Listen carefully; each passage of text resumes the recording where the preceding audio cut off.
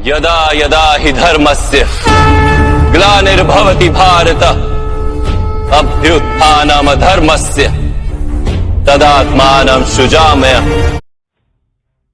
तो हमने इस मुल्क पर 800 साल हुकूमत की, तुम्हें 70 साल हो गए हुकूमत करते हुए, तुम हमारा निशान मिटाना चाहते हो? खुदा की कसम तुम मिट जाओगे, लेकिन कलमा पढ़ने वाले नहीं मिटेंगे। 800 वर्ष तक मुसलमानों ने इस देश में राज किया, लेकिन हमारी हंडी में उबाल नहीं आया। 5 साल से तुम्हें सत्ता मिल गई, तुम्हारा दिमाग खराब हो गया है। ये भाषा है उन आक्रमणकारियों की जो मजहब के नाम पर दो अलग मुल्क ले चुके हैं और अब बाकी बची भारत भूमि पर गिद्ध दृष्टि जमाए बैठे हैं। दोनों वीडियो में एक बात समान है, वो ये कि हमने इस मुल्क पर 800 साल हुकूमत की। ये वो बात है जो भारत का हर शांति दूत बड़े ही गर्व के साथ कहता और मानता है। चूंकि 800 साल हुकूमत की, इसलिए ये बाकी बचा देश भी उनका ही है। 800 साल तक राज करने का सच क्या है, ये हर भारतीय को पता होना चाहिए, क्योंकि इतिहास की कांग्रेसी किताबों ने कभी सत्य को सामने आने ही नहीं दिया। मध्यकाल के इतिहास को पढ़ें तो सत्य सामने आते देर नहीं लगती। यहाँ इतिहास से मतलब उस कालखंड के समकालीन लेखकों के विवरण से है, न कि कांग्रेस द्वारा पाले गए भाड़े के वामपंथियों द्वारा लिखी मनोहर कहानियां से। दिल्ली पर तुर्कों के आक्रमण और अधिकार के बाद हुए बदलावों पर उस दौर के ढेरों लेखकों ने बहुत विस्तार से जानकारी दी है। इनमें से अधिकांश अरबी और फारसी भाषाओं में लिखे गए हैं। इनकी अनुवादित और मूल प्रतियां भी सरलता से उपलब्ध हैं, लेकिन इन सब पर झूठ की एक काली चादर डाल दी गई। 800 साल हुकूमत एक ऐसा ही झूठ है जो इतनी बार बोला गया कि बहुत सारे लोग इसे सत्य भी मान लेते हैं। जिस मुगल काल को इतना महिमा मंडित किया गया, वो भी 200 साल से कम ही टिका।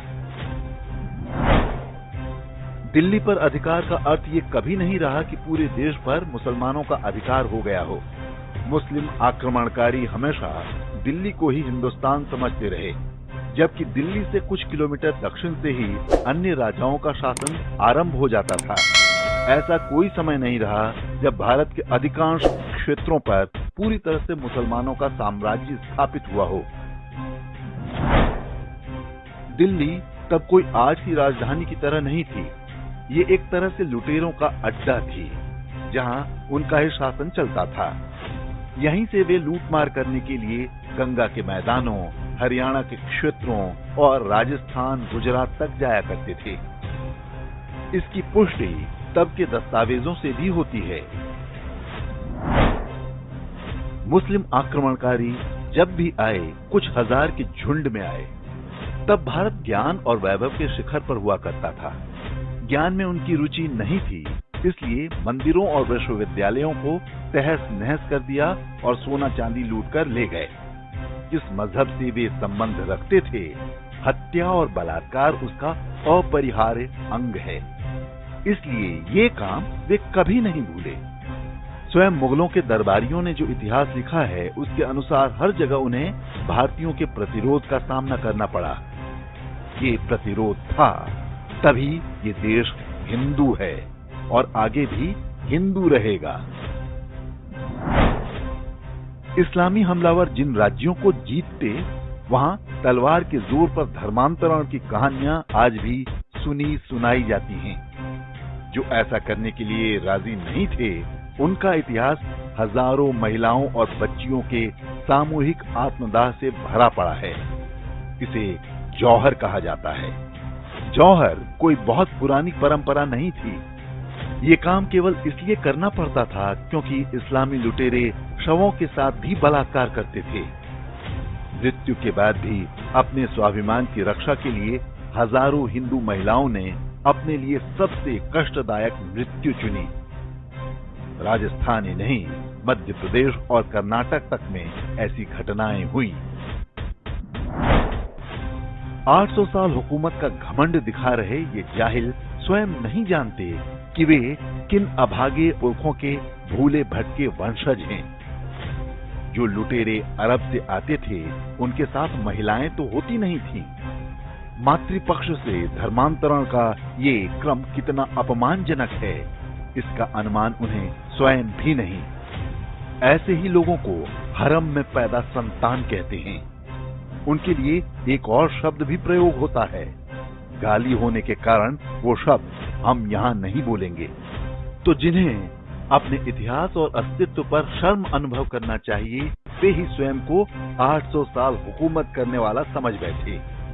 कोई भी सभ्य समाज उसे लूटने, बलात्कार करने और धर्मांतरण के लिए मजबूर करने वालों से अपनी वल्दियत कैसे जोड़ सकता है?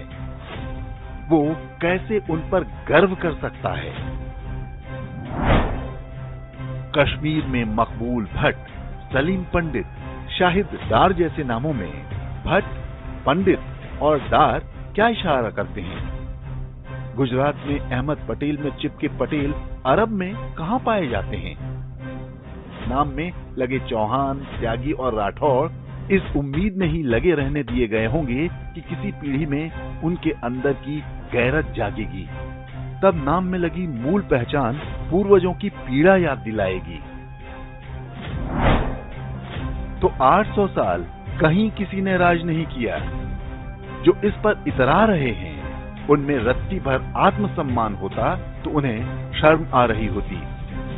ये वैसे ही है जैसे कोई खुद को गाली देकर खुश हो रहा हो।